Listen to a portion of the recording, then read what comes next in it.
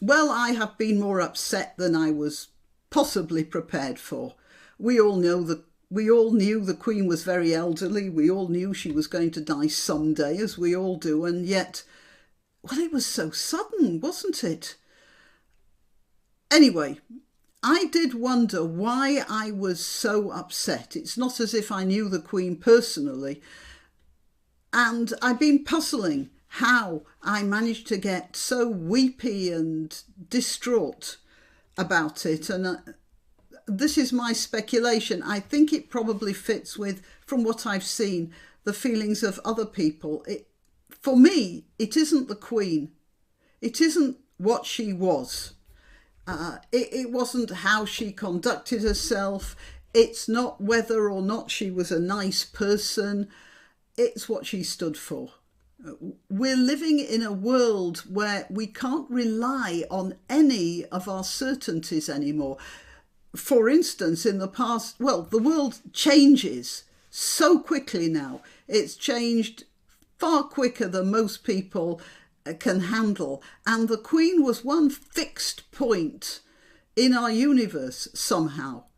And apart from that, other things have happened recently that have just exaggerated this feeling. COVID took away our certainty, for instance, in the healthiness of modern life. Oh, we were so modern. There are no plagues affecting us the way they did in the Middle Ages or the 17th century.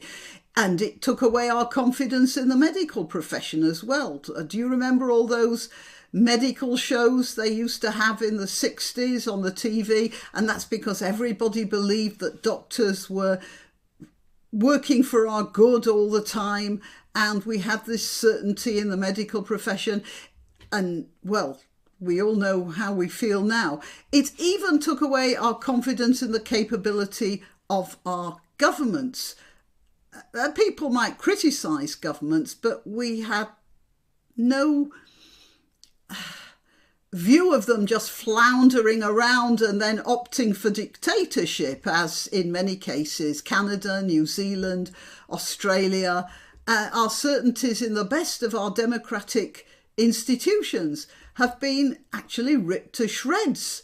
And in none of our countries does anyone have our certainty of trust in the police anymore. In the USA, the 2020 election hit the certainties of many Americans about the virtues of the American way. Even the triumphant Democrats, although they are in power, you can see they have a very unstable feeling. That's why they're making threats so much. Their certainties of confidence as the elected representatives don't appear to be that certain after all. And you can see how they're trying to prepare for the next elections by vilifying the opposition rather than talking about their policies.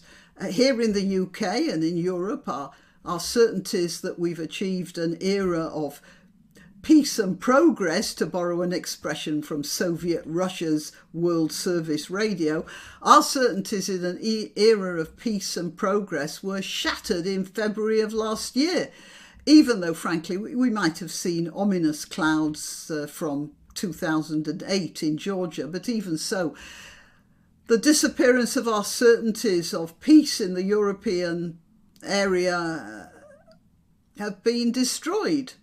And it's all accelerated in the last 3 years, as the famous quote goes. Our certainties have gone like tears in the rain. But we still had one certainty. We in the UK at least had the certainty of the ongoing, stolid, traditional, everyday existence of the reigning monarch. When there was a state event, when there was a big ceremonial of some sort, when there was a national celebration, there was the Queen, our constant certainty that some things never change. There's another reason for the sense of loss, I think, my sense of loss anyway. She was walking history, wasn't she? She lived through the Second World War, she chatted with Winston Churchill and the Kennedys.